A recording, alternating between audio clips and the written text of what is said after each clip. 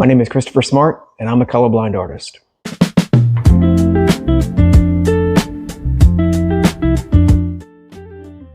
I'm a red-green colorblind artist, so a lot of the reds that you see are going to be more brown for me.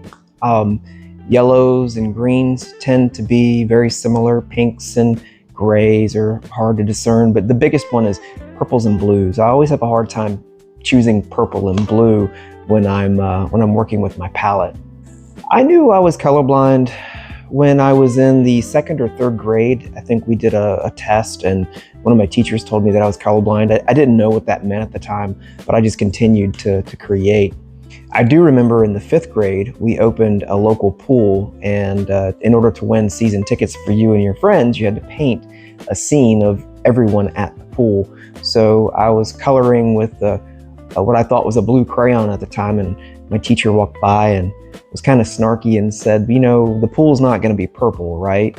I was like, of course it's not going to be purple, it's going to be blue. And I look at the crayon, and lo and behold, it was a purple crayon. But I didn't care, I just kept creating. I didn't win the season tickets though, but I did learn something about myself, and that is I see things a little bit differently than most people. I grew up in the mountains of North Carolina, and when I moved to Florida about 25-ish years ago, I fell in love with the ocean. I learned how to scuba dive, and ever since then I was underwater photographing these critters and just trying to get closer to the water every day. So a lot of my subject matter is ocean related, whether it's fish, crustaceans, sharks, or other ocean mammals. So adjusting my workflow, it's not really adjusting the workflow for me. The workflow is my workflow. But what I found is I have to arrange my palette a certain way to where my cooler blues and my warmer blues are separate. Or if I have some yellows and greens, they have to be very far apart on my palette. I also have to be very conscientious of how I select my colors. Because what I think might look good to most people would look very different when I apply the paint to canvas. I also have my wife and my children who usually tell me, Dad, hey, no, those colors don't work. Or yeah, that's very pink. You're on the right track.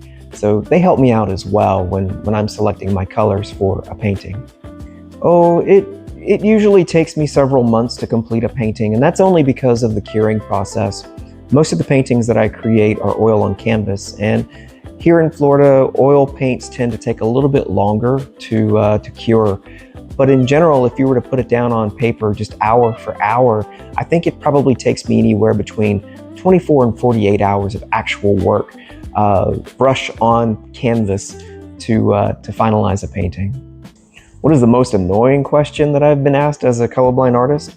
Hey, what color do you see? Hey, what color is this? Yeah. Come on, guys. Listen, I know a stoplight is red. It's just going to look a little bit more brown to me. Now, if you were to ask me if this was blue or purple, I'd probably pause and say, blue? Purple? Yeah, look, I don't really know.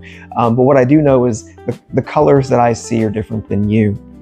The good news is, when we're scuba diving, the first color to leave the spectrum is red. So by the time you reach depth, when you and I are scuba diving together, the colors that we see are for the most part the same.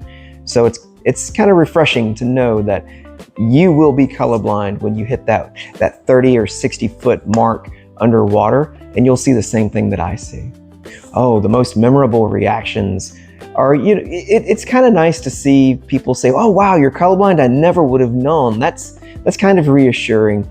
But it's the interactions when people say things like, oh, this reminds me of the dive that I did in Caracas, or this reminds me of when I was diving in Bimini. This is exactly what it looks like. I had one guy tell his wife, honey, this is exactly what it looks like when you're scuba diving. And that really means a lot to me. My goal as a colorblind artist is the same as really any artist. I just want to make a living creating art and bringing joy to people's lives. I think there is a little bit of me that says I want to bring some sort of awareness to colorblindness, but I think we're all aware. I don't know that there's really anything else that I can bring to the colorblind community, if there even is one, other than just creating some really rad art. No, I paint oil on canvas, which is what you're seeing here, but I also do digital art for a couple of different companies that I've created.